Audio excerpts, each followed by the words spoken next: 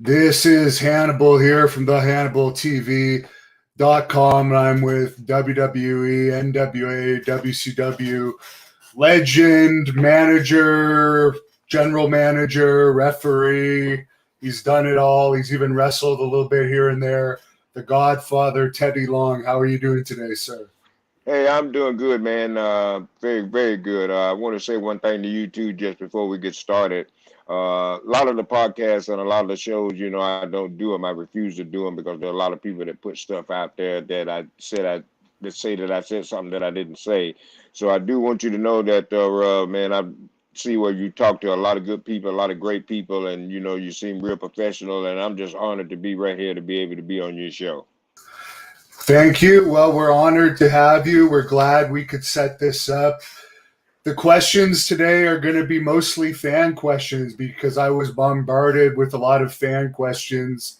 So we're not necessarily going to go by a timeline.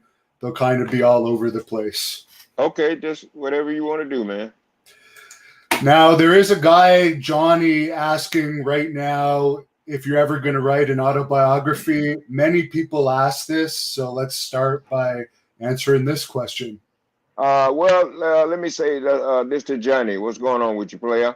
Certainly, I thought about it. I thought, when I came home this time, I thought I was going to be able to kind of rest and, kind of work on a book, as so to speak. But I wasn't able to do that because, I'm still active now. People are still calling me. In fact, I'm involved with a great organization.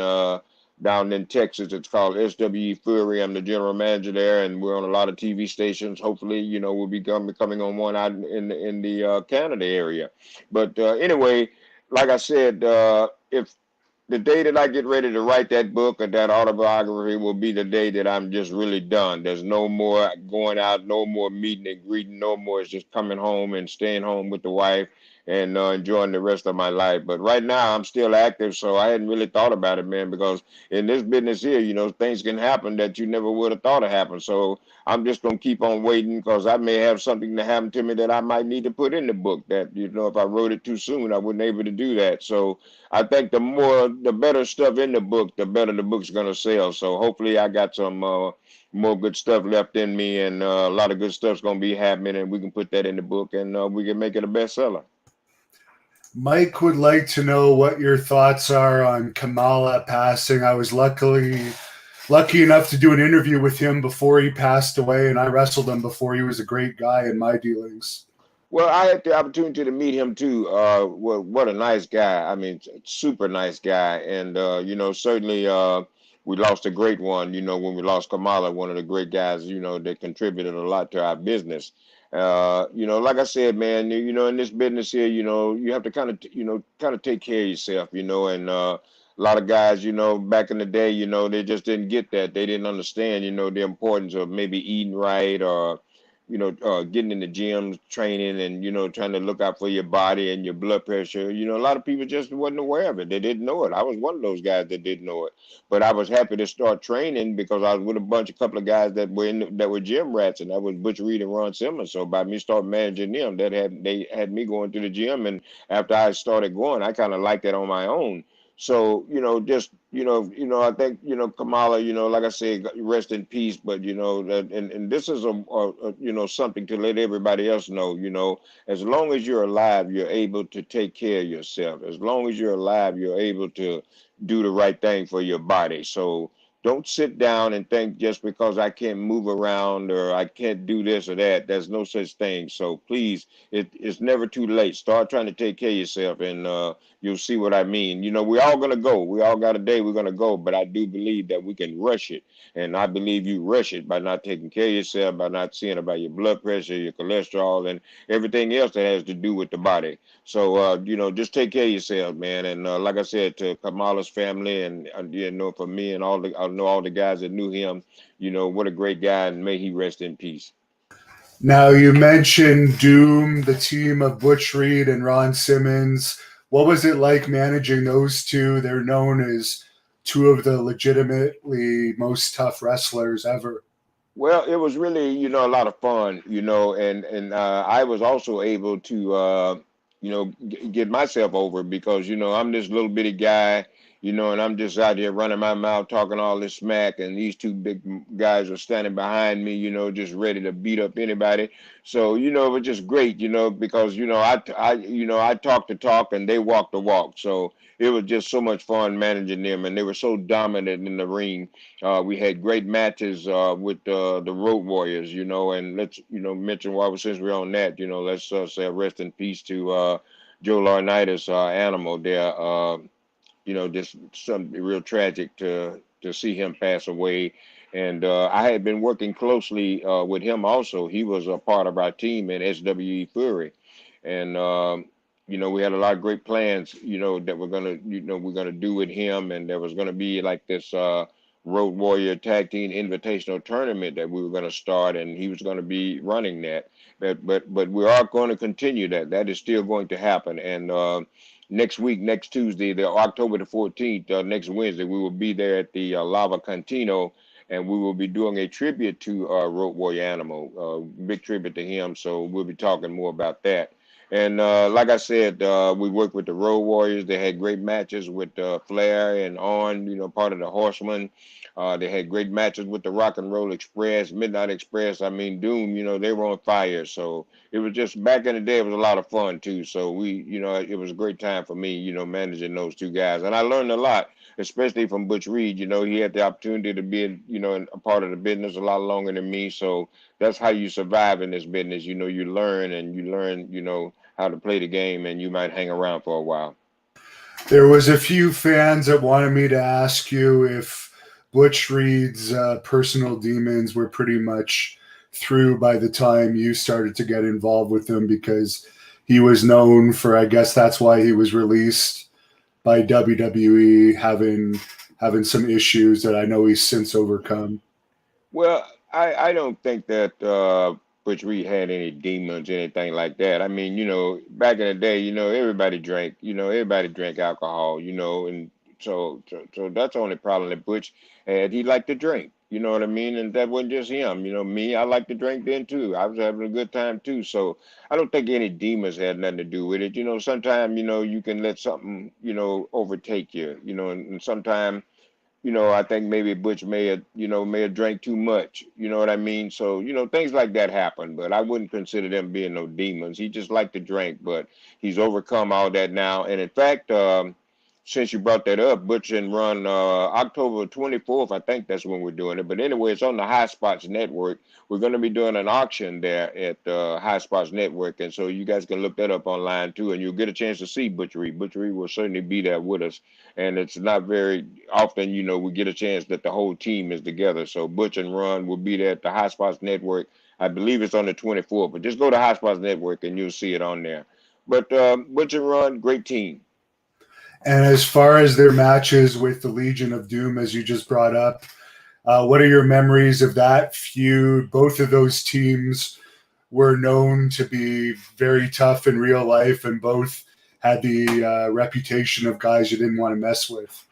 Well, yeah. It was those guys were pretty tough. I think we had a great story one time. I think we was in Fayetteville, North Carolina. I really believe it where it was, and I think they were working with the Road Warriors there. And I think I did something. I may have jumped up and caused a distraction or something. And I hit Paul Ellering with the key. I used to have this key, and I hit Paul Ellering with the key. And this guy was sitting in the crowd there. I never forget that. And he was so mad at me till he jumped out of his seat. He grabs me. Now I think this Butcher Run, they're trying to get this guy off of me. So then there's a big fight breaks out. But anyway, the police finally get there. They grab the guy and they take him in the back in the back, and then when he gets in the back, he's trying to explain himself, and the next thing I know, the police are having to fight with him. He's trying to fight the police too, so that was pretty horrifying. And they also feuded with the Skyscrapers off and on, both incarnations of the Skyscrapers. Any memories of those teams? Well, yeah, like I said, they were like basically the first tag team I had there. Sid Vicious and Dangerous Dan Spivey. What a great couple of guys. Learned a lot from Dan Spivey too. He was a guy that had a lot of knowledge about this business. Learned a lot of stuff with Sid. So great team. And but like I think the problem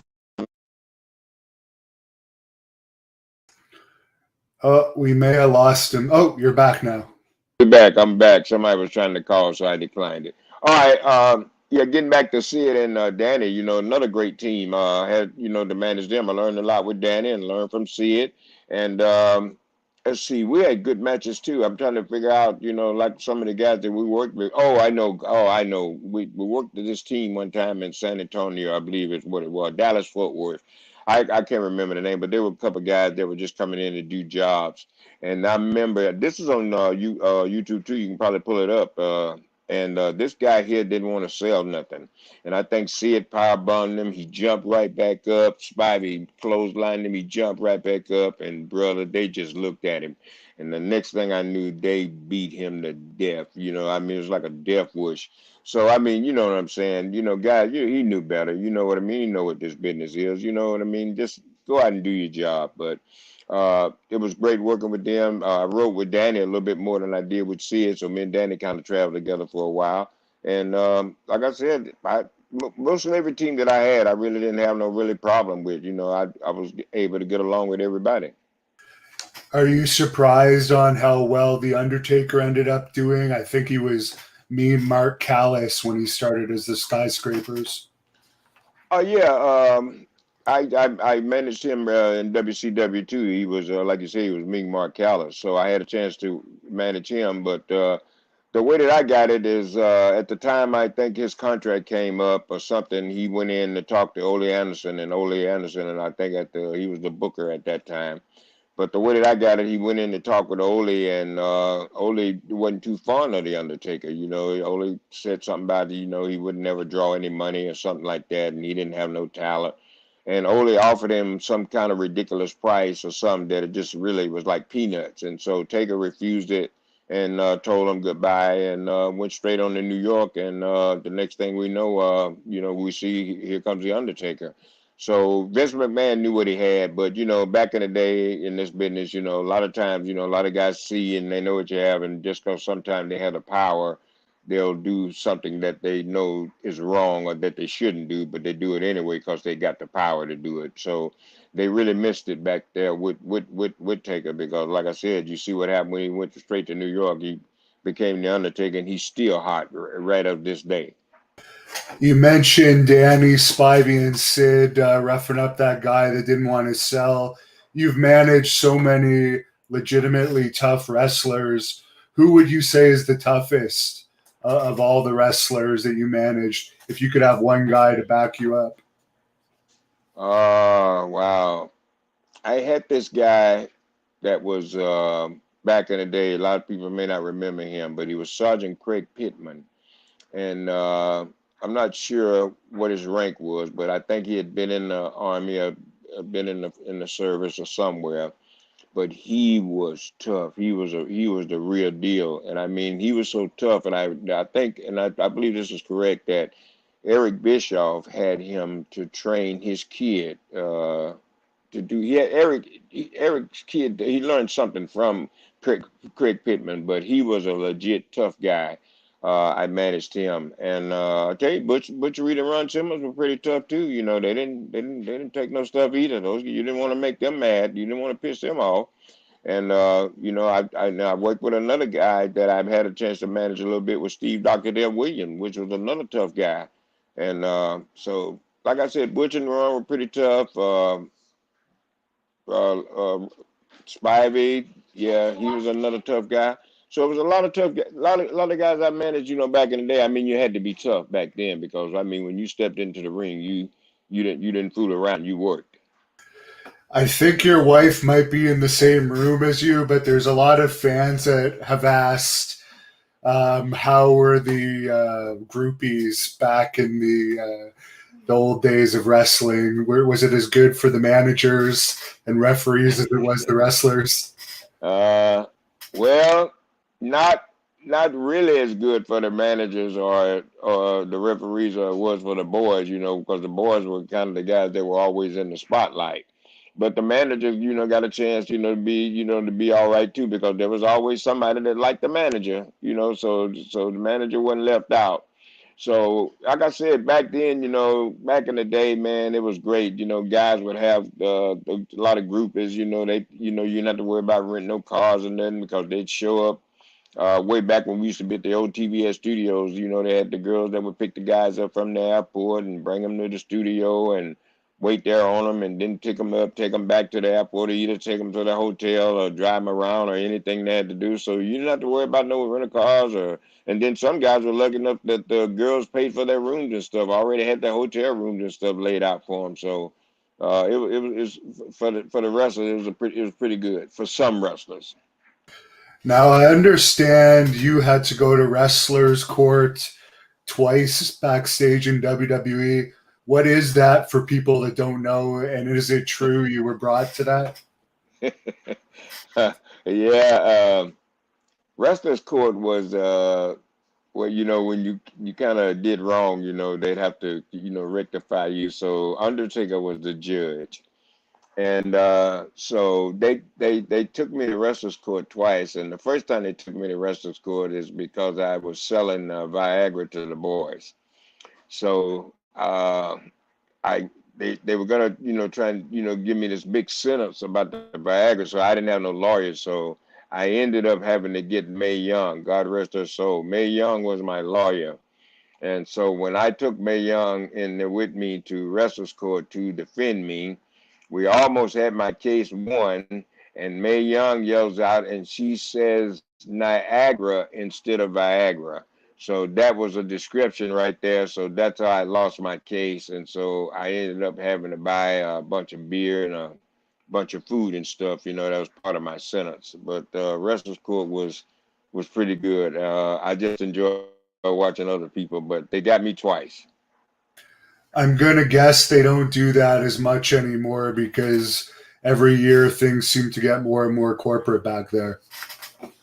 Yeah, a lot of stuff is left out. We used to do a lot of stuff. We used to have a lot of fun, backstage. Sometimes we had more fun backstage than we did when we went out to perform in front of the live audience because, everybody was happy, everybody, everybody's involved in something and whatever you were involved in, it was getting over. It was good on TV and you went out, you got a tremendous pop or they liked you, they cheered you. If they hated you, they booed you. I mean, you got that, you got what you were.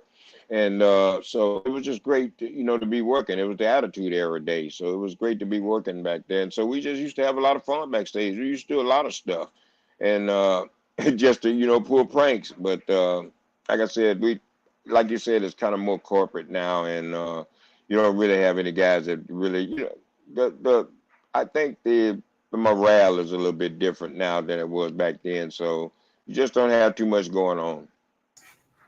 There's a fan on here that wants to know what it was like on the road with JBL and Ron Simmons when you traveled with them. Oh, we're absolutely great ride with Ron and John. I love that because they knew I was cheap, so I really never had to really pay for that. I attempt to pay, but like we get to this toll booth and I'd be reaching, like I'm looking for the money, but I know you can't just stand there at the toll booth. You can't hold up all the traffic. So I just stall around until somebody in the car paid, because I know we had to go on through the booth. So then I told them I'd just catch them, later. I give it to them. So, but they did a lot of stuff to me too, so, but they were fun. It was great. And I'm pretty sure a lot of people heard the story about the time I left Run in the snow. Uh, we had Godfather, it was me, Godfather, JBL, Ron. We were all in the car and we're on our way to Albany, New York. So it starts snowing, man. I mean, it's coming down. So we end up getting a case of beer, because that was a ride back in the day. You get a case of beer and hit the road. And so, once you start drinking beer, everybody gotta, go to the John. And so, a lot of times you couldn't wait to find a bathroom because, up there around New York, the exits are so far apart. So I pull over to the side so everybody gets out, and use the bathroom. It's kind of dark, like it's really not day, so you can kind of get away with it. So everybody, I got out, everybody got back. I got back in the car. I was driving, so I wasn't really paying much attention. I thought everybody was in the car. So I see, I think Godfather made no John. JBL. He was the last one. He got in the car, so he gets in the car, I shut the door, and I drive off. So he looks at me and asks me, "What am I doing?" I said, "We're going to New York. What are you talking about?" Then he tells me that I left Ron back there in the snow. So I couldn't find no exit. So I had went almost a half a mile. So I had to get back on the shoulder, and I had to bag all the way up at least a half a mile to go back to pick him up. And when I did get back there, he was just like a snowman. He's covered in snow. And he said to me, "Damn," and that was before that he ever started using the word "damn" on TV. But he said, "Damn, Long." That was his words. And as far as JBL's, the rumors out there that he was a backstage bully, did you witness any of that? Obviously, it was usually directed at the young wrestlers, so I don't think he would have tried anything with you. Who? What? I didn't get that question. Oh, like what is your opinion on the rumors out there of the people that say that JBL used to like to bully the younger wrestlers? Did you ever witness any of that? JBL was never that's not true. He didn't never bully anybody. You know what I mean? John was just a funny guy. He just liked to have a lot of fun. And sometimes, maybe he might rub you the wrong way, or he might say something, that some people take it a different way. But John, I mean, you couldn't find a nicer guy, man. So I don't think it was no bullying there. Some people took it that way, you know what I mean, and just said, well, I don't know, this guy's so big, he's just bullying me, making me, just talking to me any kind of way. But there were a lot of guys, that you talk to any kind of way, they kind of needed that, you know what I mean? Because they come into our business and they just, want to take over and just, do whatever they wanted to do, and it didn't work like that. Everybody there, they paid their dues. People worked hard to try to make it to the top and to get where they were. And then you got some guy walk in the door and think it's just gonna be, you just gonna step right over everybody. So it's a little bit of, it's what we call respect, and that's on any job. That's on you too, Devin. I mean, you say some guy just came on your show and completely took over, just disrespected you. You wouldn't put up with that. So it's just a lot of things, a lot of people they get mad because they can't have it their way or they didn't have it their way, and then they want to say the guy was a bully and all that. But I never seen him bully anybody. All I seen him stand up and just talk to people pretty rough, but he talked to me rough. We didn't care. I mean, we was all joking. It was all in fun. And they inducted you into the Hall of Fame, didn't they? What did that mean to you? Uh, that was really a big surprise because I never uh would have thought anything like that. I didn't, you know what I mean? I mean, I was proud of what I did. I was proud of my work, but I never did really think about going in the Hall of Fame because I always looked at that as that was for wrestlers, guys that put their bodies on the line every night.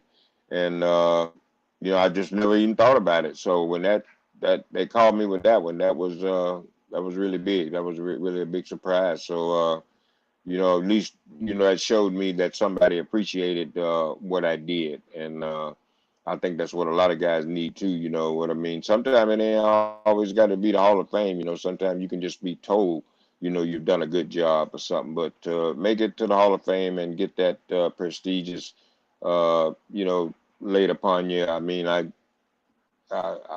it's one of the greatest things that happened to me, and I went all the way back to when I started and broke in, and all the ups and downs, and and stuff. You know what I mean? So somebody felt I deserved it, and that was the McMahons, and I thank them very much.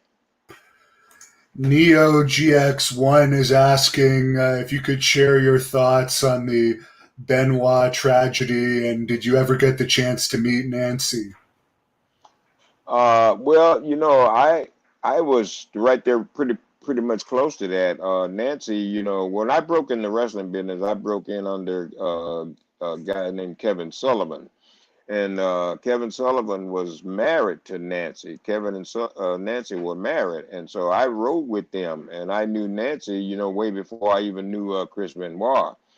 So, there was just this thing that they started this little angle at TV that they were going to do, which would have ended up, I think there was somewhere Nancy was supposed to be involved with Benoit, and Kevin was supposed to find out about it, and then it was supposed to turn into a big match or something that they were going to have at a big pay-per-view. So, like I said, I don't know what happened, what went wrong, but all I know is that after a while, then Kevin and Nancy were split up, and then there was Chris and Nancy. So then I had a chance to ride with them when doing that whole little segment too. So uh, just two great people. Nancy especially. I knew her from day one, man. When, like I said, I first broke in, she was married to Kevin, and she was woman. She managed a lot of guys too, and she was also down in Florida with Kevin Sullivan and the Dungeon. And like I said, my wife had a chance to, we weren't even married at the time, but my wife had a chance to ride with me, and she had a chance to meet Nancy too. So they were really real close too. So she knew her too. So just a real tragic loss on both of them, because I knew Chris too. Chris was incredible, nice man. Golly, he would give you the shirt off his back. So we lost two great people there. And the kid as well, unfortunately, but I'm sure you didn't know the kid that well. As far as Kevin Sullivan, I've done a lot of interviews with him. He appears on this channel a lot. Do you have any stories about Kevin you could share with us? Um, let's see. Jesus, I don't know, man. I understand Oh, you both like to wow. smoke weed, from what I understand. Or at one Huh? point you did. At one point, didn't you guys both like smoking weed here and there? Oh, well, yeah, we did that. Well, I like doing that now, so it's no big deal. Yeah, we did that. Oh, I know. Here's a good story. Uh, where were we at? We were in Amarillo, Texas. I believe it might have been Amarillo. And so we was in this hotel room, and so we're smoking in this hotel room, and so the scent went out, and I guess somebody smelled it, and so the people smelled it. Then I guess they called the front desk, so the front desk called the police. So the police come upstairs, man, and they checking out it. But only I think all we had was a journey. Something we smoked it up. We didn't have nothing else. So they come in looking for stuff, and so I had this stuff they used to call magic shave. It was like a paste. You could mix it up in water and make a powder out of it, and that's how I used to shave. And but it stinks so bad, man. It was the stinkiest stuff you could ever smell. But it's called Magic Shave. And so what I did, they were gonna lock us up, and so what I did, I went and got the Magic Shave, and I mixed up some in this cup. And I told the guy, the police, and I showed it to him. And I said, "Take this." I said, "This is what they smell." And you could smell it. It was all over the room, and he smelled that, and they told me, said, "Oh, okay." And so they let us go, man. They didn't. They thought they were smelling, thought the scent that they called about was the magic shade. And Dorian wants to know if you have any good memories of being in the city of Baltimore. I know that was a big NWA WCW town back in the day. Yeah, the greatest memory I had there is with the Jim Crockett Cup. I was able to be a part of that, and I remember I had a chance to, after Magnum TA had the car accident and everything, I was there to, to walk him down to the ring and be a part of the Jim Crockett Cup. So that's one of my big fond memories of Baltimore, Maryland. There's been a few fans on here that want to know your Dusty Rhodes story. That I'm not really familiar with it, but apparently you have some Dusty Rhodes story. Well, I don't know any story he's talking about. The only thing is Dusty, God rest his soul too. He was one of the people that gave me my first job. So only thing good story I can tell you about him is when I was first started breaking into business, when I was refereeing and just hanging out at the TV station, just getting jackets. I used to run errands too, so I'd go and get lunch and stuff. Like the production people, like Jim Crockett, JJ Dillon. He was one of the agents, and all the people that were in the production. And so Dusty would bring me in there, and before I could get their order or something, or either I would go and get everything and bring it back, and he wouldn't let me leave. He would make me sit down in there and just wait, in case, somebody else wanted something, I wouldn't have to come back.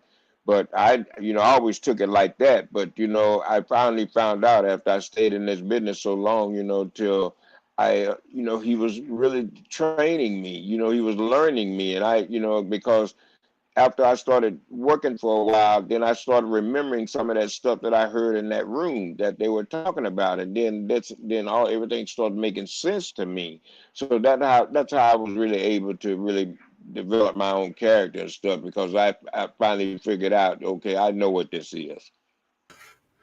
Now, you already mentioned this, but Bill just tipped me $25 and he's wondering if you have any other stories you could share about Ron Simmons and JBL.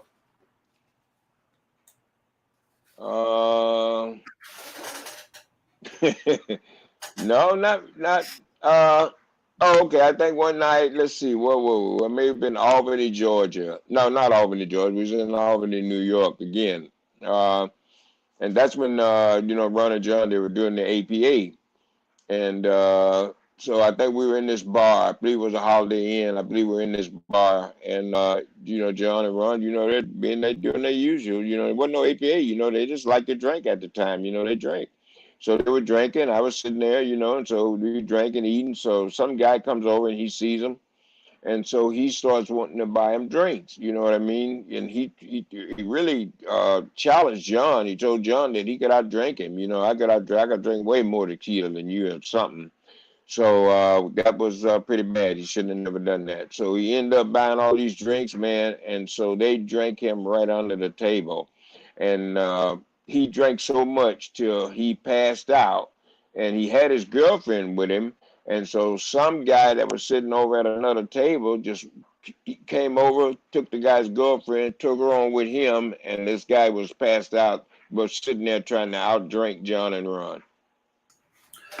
Now, there's a story that I'm sure, while you said it, it's all over the internet of Ric Flair allegedly calling you the N-word. This Forever Tire 2000 is wondering if he ever apologized for that. No, I don't think. I mean, if he had, I would know. No, he hasn't. But here's the thing about that. You know what I mean? Sometimes people don't apologize, like come up to you and say, "I apologize." Sometimes they can speak to you, maybe try and hold a conversation with you to let you know in so many words. Hey, I'm sorry about that. But like I said, I ain't never really expected that, and I really don't really care because I put that all behind me. I was able to make it, and I was able to show people, that had that negative about me and said that I would never make it, and I had no talent. I was able to prove them wrong. So that was good enough for me. So I don't need no apologies. You know what I mean? But like I said, I'm just telling the truth. It is what it is. That's what happened. What is the story behind that for those that don't know? I've only heard people say that he allegedly called you that, but I've never actually heard the story myself.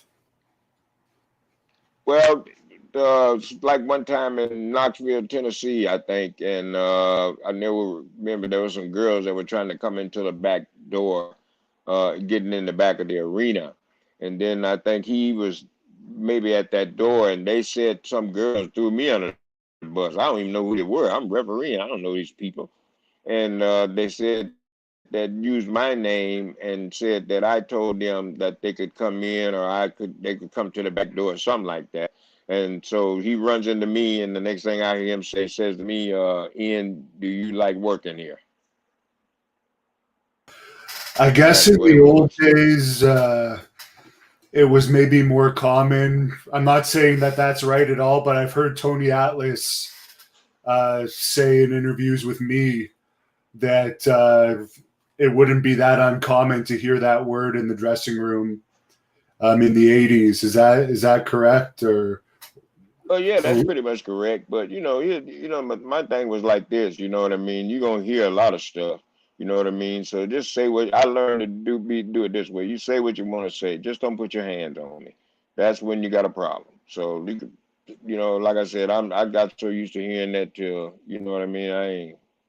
And a lot of times, a lot of people say it to use it to try and get you to fire yourself. And that's what a lot of guys didn't understand either. They couldn't take it, you know what I mean? When they heard it, they just went, off. But that was a trick, you know what I mean? They'll get you, where they, like, well, you can't come in here fighting and stuff, so you're fired. But you actually fired yourself because you let it get to you. You didn't know how to play the game.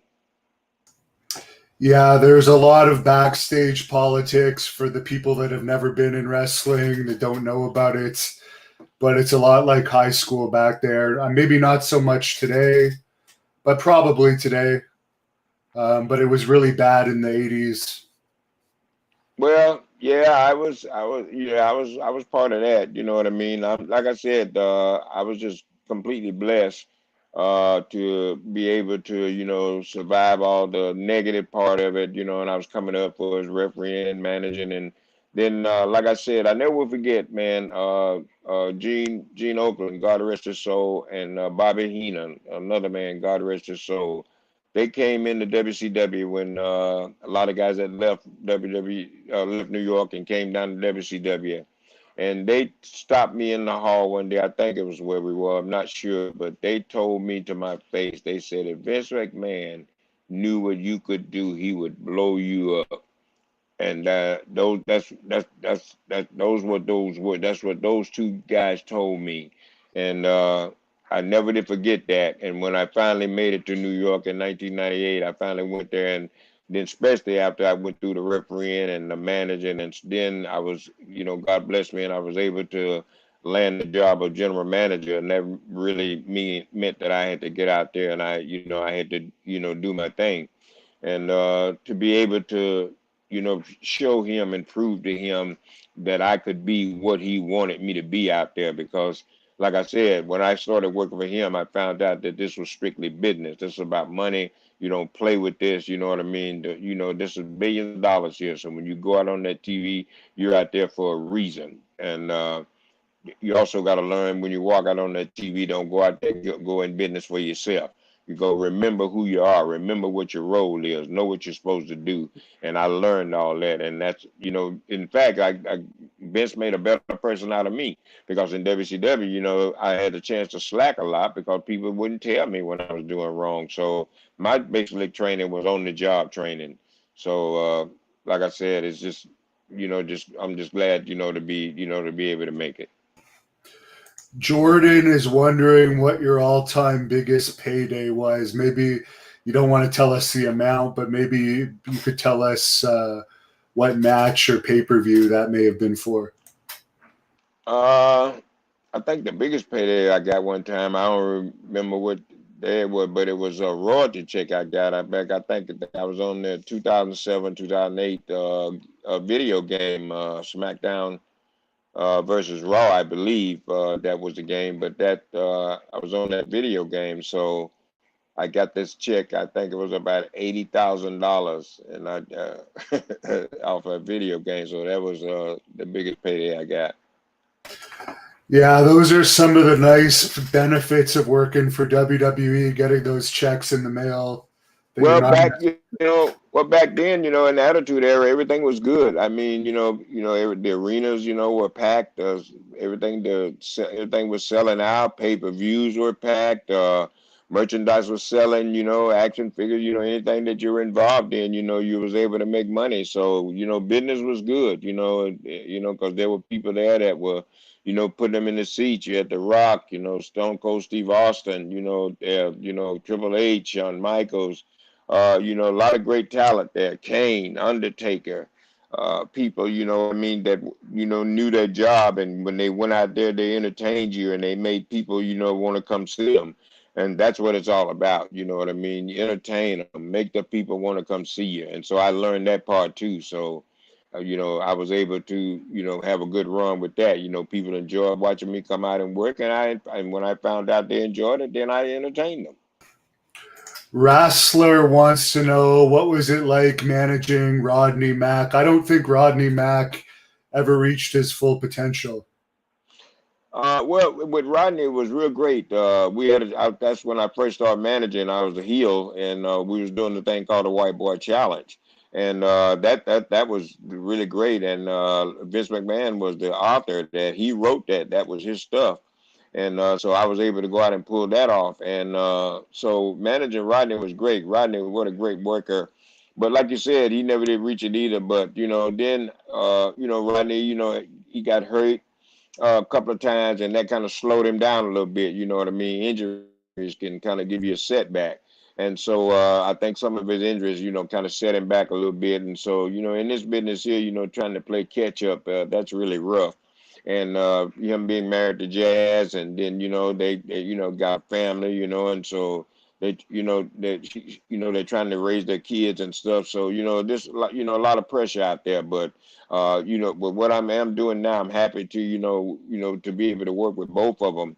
And like I said, I'm in this company. It's called SWE Fury. I'm the general manager there, and Rodney Mack is part of a tag team with us. It's called Perfect Enemy.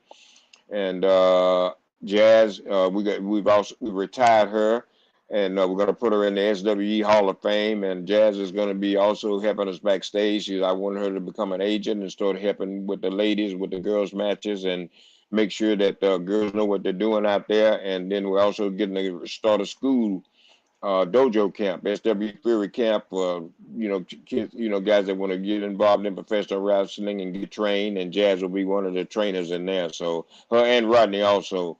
So, because Rodney, I think he's about ready to try to, let it, hang it up and just sit back and try to, train guys and just give back, and try to help the young kids and try to help them make it.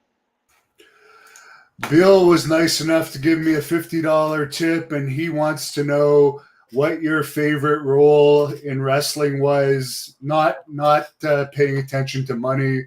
Did you prefer being a referee, manager, or GM? Well, I prefer being, the GM, because with the GM, you know what I mean, I had a chance. Not only did that role, make entertain the people, it helped me. I learned a lot, because you had to learn a lot when you walked out on that TV and you stayed out there as much as I did.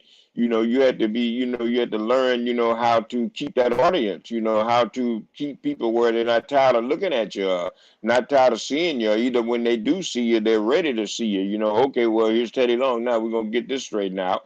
And so being with Vince and following his orders, because he knew when to put me out there and when not to put me out there. So, it's just, and I learned all that too, and that's some stuff now that I can share with these guys that I'm working with. I know when it's too much, and I know when it's not enough.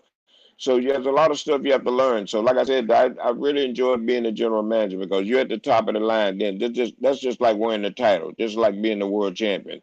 So you learn. If you don't learn it there, you ain't gonna never get it. And to show you that I learned it, I was in that spot for 9 years. And you were in the ring when the unfortunate incident happened, where I guess something happened where D'Lo Brown ended up paralyzing Draws due to some type of mishap.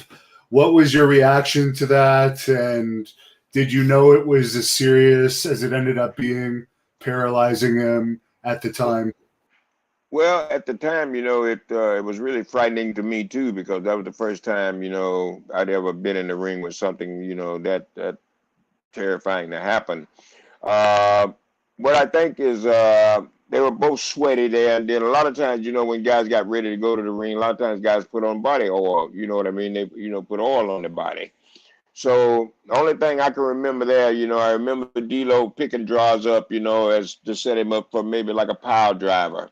And as he went to pick him up, I just, only thing I can say, I think D'Lo, he slipped. Like I said, like guys have oil on their hands or something, just sometimes maybe too much oil. But anyway, I think, D'Lo dropped him, or he slipped. And when he did drop him, he dropped him straight on his head, and it was like a spike. He like spiked his head. And I never forget, I was over talking to him, and he was saying to me, you know what I mean? He couldn't hardly breathe, he couldn't get his breath much, and he just kept, saying he felt like he was gonna die, and he kept saying stuff. And that was the first time that happened, in my career too. So I'm giving a signal, trying to let everybody know that, what's going down in there. And so that's a pretty rough night.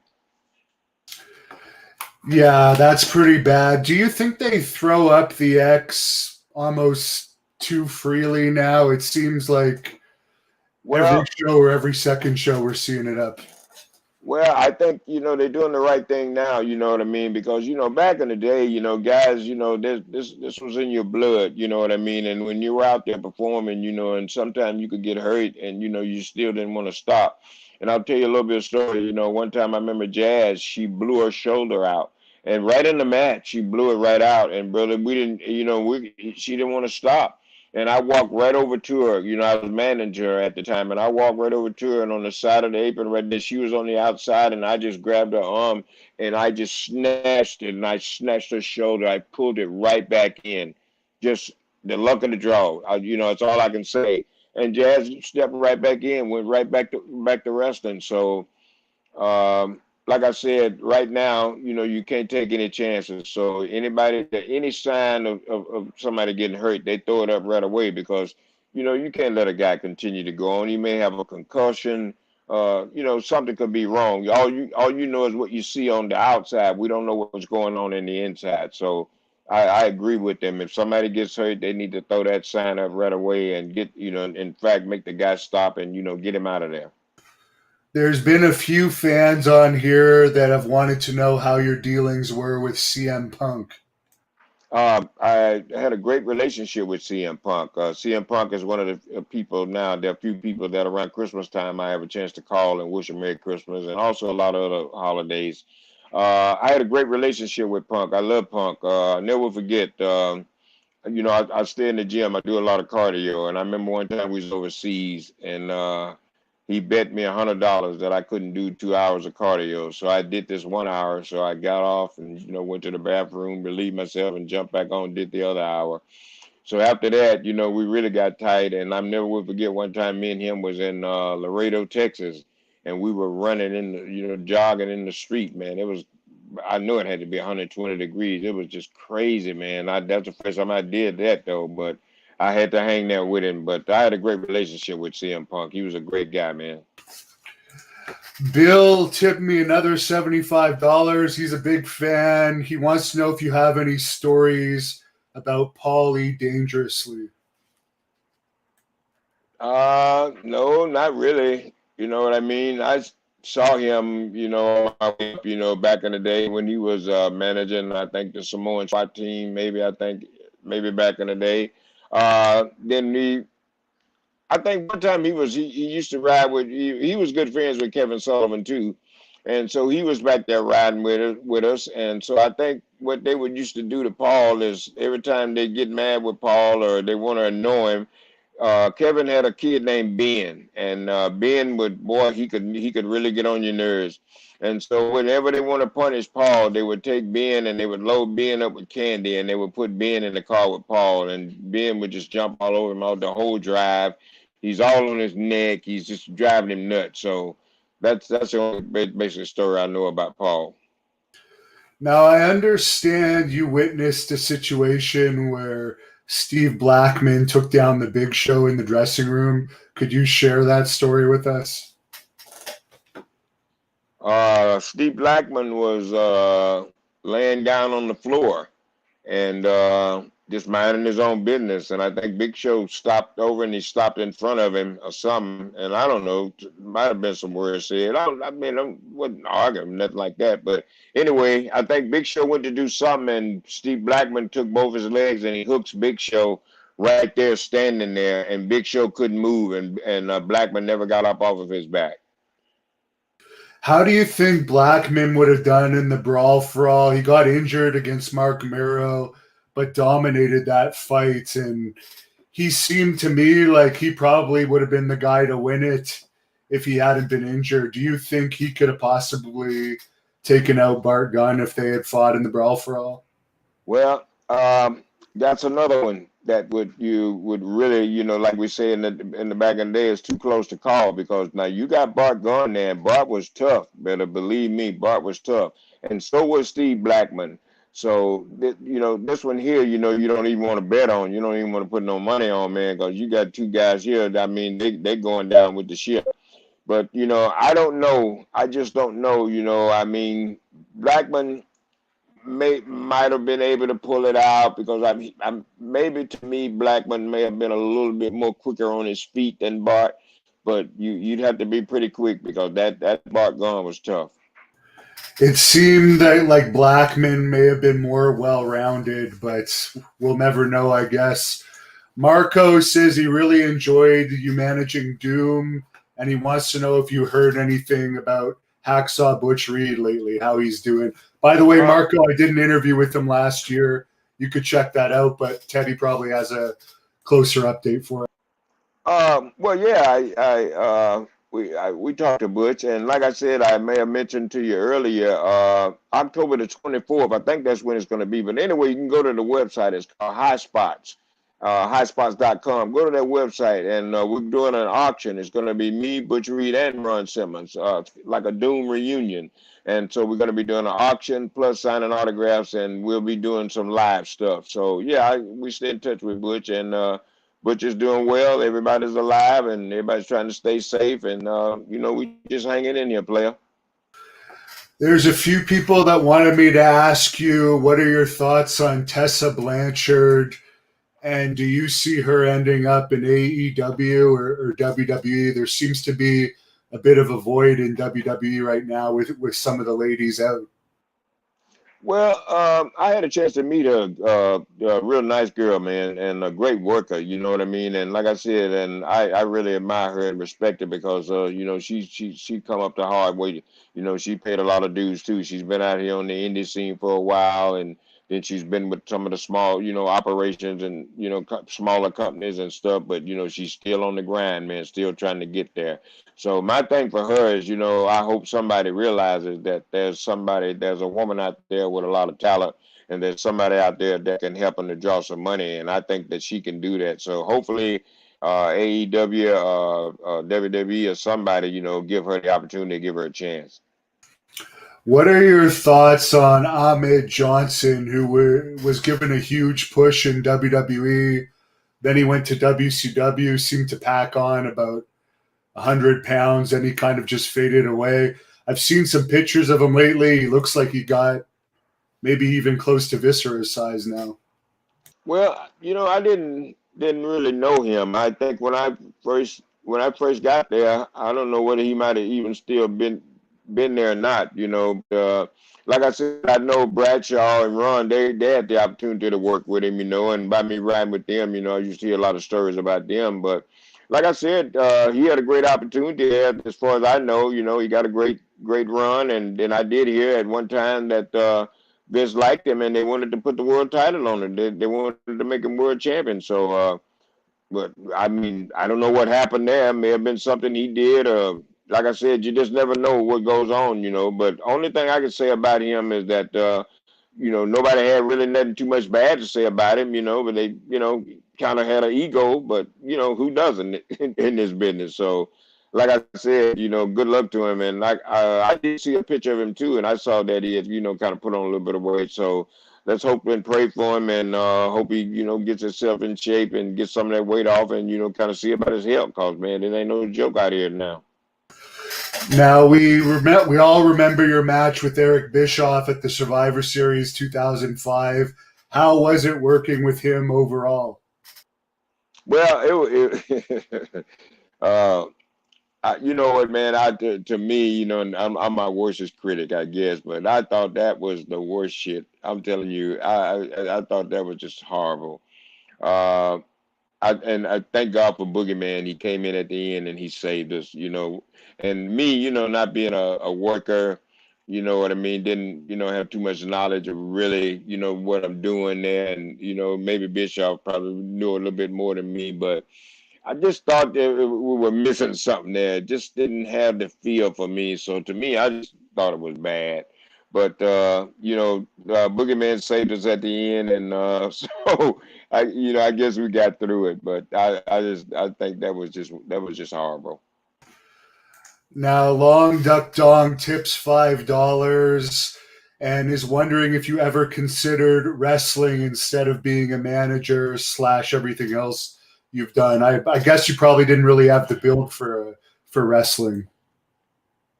Well, no, I never think about that part of it anyway, because I mean, when you're managing, you know what I mean. Sometimes you do have to wrestle. Back in the day, I got in six man with Butch and Ron. I was part of the team.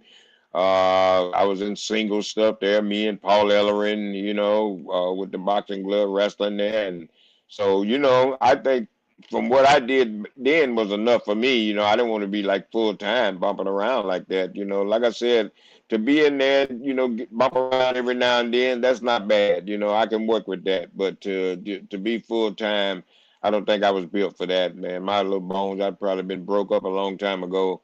So, but anyway, you know, like I said, I didn't care what I had to do. Whatever I was asked to do, that's what I did. It was my job, and you know, that's it. What was the worst fan attack situation you either had to witness or deal with directly in all your years in the business? What kind of attack you say? Fan attack, either a fan coming after you as a heel or a fan interfering in a match that you're Oh, refereeing. let's see here. I remember one time I was managing I just butcher run. I was managing those guys, and we was in Montgomery, Alabama, and there was this lady. We used to go to Montgomery all the time too. By the way, we was taping WCW, so it was an easy run down to Montgomery, 100 miles.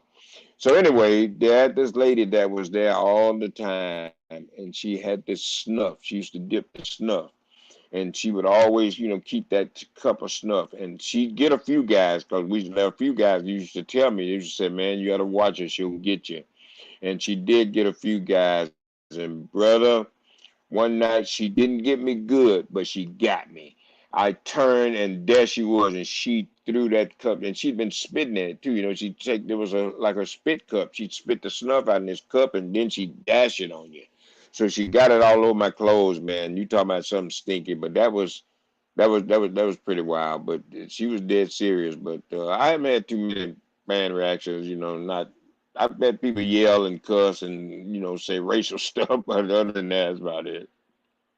Now, I heard you say that Ice Train was one of the guys you liked managing the least. Why was he so difficult to deal with? Who was that? Ice Train, the WCW wrestler. Yeah, I didn't ever really think he was difficult to deal with. I liked Ice Train. Me and him had a great repertoire. We were okay. I enjoyed being with him. I think Ice Train just, you know what I mean. He wanted to do this, and then again, maybe I don't think he maybe he didn't want to do this. So I believe he never really fully made his mind up that he wanted to do this full time. You know what I mean? I mean, he enjoyed himself while he was doing it. You know, to me, he had a great little run, but with me, he was never really difficult to work with. In fact, I talk to him now every now and then. And, I was involved at one time with a school here in Atlanta, face to face, and Ice Train had a chance to come by and talk to some of the students and help them out. So, yeah, with me, he was never difficult to work with. And last question here. Mamba wants to know if you have any Ming/Barbarian stories. Both of those guys are very popular on this channel. No. Uh, oh, let's see. I think Barbarian, man. One time, I think we were in Baltimore, Maryland. That may have been the Jim Crockett Cup, or it may have not. I'm not sure what it was, but it might have been a pay-per-view. But anyway, it's a big show there. And we was at this Days Inn, and the Days Inn was like right across from the arena. And back then, everybody, the boys like to drink and stuff. I was drinking, everybody. So Barb was drinking, and so I think the bartender, they wanted to cut him off. He drank enough. You didn't need no more. So Bob didn't want to be cut off. Bob wanted to drink more. So Bob kind of got a little pissed off about that. So Jimmy Valiant will tell you this story. I think Jimmy Valiant was on the elevator or something. I think Jimmy Valiant wanted to come off the elevator, and I think Bob grabbed him and threw him back in the elevator. Then I think they saw Bob and got mad, so then they locked all the doors. They had these glass doors. They locked them. And then they called the police. And so it was like 10, I guess maybe 10 cops or something, but they all come and they're all trying to calm Barbarian down. They're all trying to, stop him. And so finally somebody went and they got his wife and mama, and his wife come down. She looked at Bob and she just slaps him and she grabs him and told, "Come on here." and he walked right on in the elevator and went right on upstairs. Yeah, we've all heard the stories. He's afraid of her. Maybe you could just answer this one quickly because his band tipped $5. Just any quick memory of Rise Owen the day after the accident. Who? Rise Owen. You know when they did the Rise Owen special on Owen Hart the day after he passed away, Isban is asking any memories of that special show. No, the memories that I had, I was there at the Kemper Arena in Kansas City, and I was right there when that happened. So uh, that was the part that I had to remember. And let me tell you something, man. Owen was another great guy. What a great guy, to be friends with, man. Always happy, always just, I mean, I never saw him mad. Never. Not me. Never have. But I just enjoyed being around him. So I was there the day that happened and trying to continue that show, with all that going on. It was just, it was unbelievable, man. Yeah, probably one of the most difficult, if not the most difficult days of your career, maybe along with that draws. Where can Yes. people follow you if they want to look you up on social media? Well, let me see. I'm at teddylong.com, and then I'm at Teddy Player Long on Twitter and teddylong.com on Facebook, and that's where I'm at. And they can, We're getting ready to launch something too, Devin. Going to start a podcast along with my man. I'm sure you know DJ Tony Snow. We're going to get something started. It's going to be the DJ Tony Snow and Teddy Long podcast, and it's going to be called Hold On a Minute Player. So we're trying to get that off the ground, but anybody can follow me at teddylong.com and at Teddy Player Long on Twitter. And I'm on Instagram too. that's great. And I think we might have to have you back again in the future because we only got through about 20% of the questions today. So thank you Well, very much. thank you very much, man, for having me. And like I said, man, it's been great and to be a part of your show. And anytime you need me, man, just let me know, and I'll be happy to come on. Thank you again. Thank you very much. And for all the people that we didn't get a chance to talk to or didn't get a chance to answer your questions, that maybe we can do it, on the next show. And all you people that I did talk to, just keep on being tuned in to Devin Hannibal, and the man is the man. And last thing, I'll just ask you a question, a personal one. Okay. If Nick Aldis gave me a shot at that NWA title on one of these United Wrestling Network pay-per-views, I mean, I know you probably haven't seen me wrestle, but I'm telling you, I could beat this guy. I could take that title. Do you think I would have a chance of beating Nick Aldis if I had that opportunity? Well, I might just be the guy to give you the opportunity. Remember, SW Fury is the next best thing, player, and to have a man, like you be a part of that, I think that would be a great idea, and that's something that I might talk over with the big bosses and see if we can make that happen. Well, thanks a lot. Really appreciate all your time and the great stories. I'll let you wrap this up however you want to wrap this up with the fans. Hey man, like I said, I just want to thank everybody for tuning in. It's glad to be able to talk to you guys. And like I said, if you want to keep up with Teddy Long, you can. I'm general manager for SWE Fury.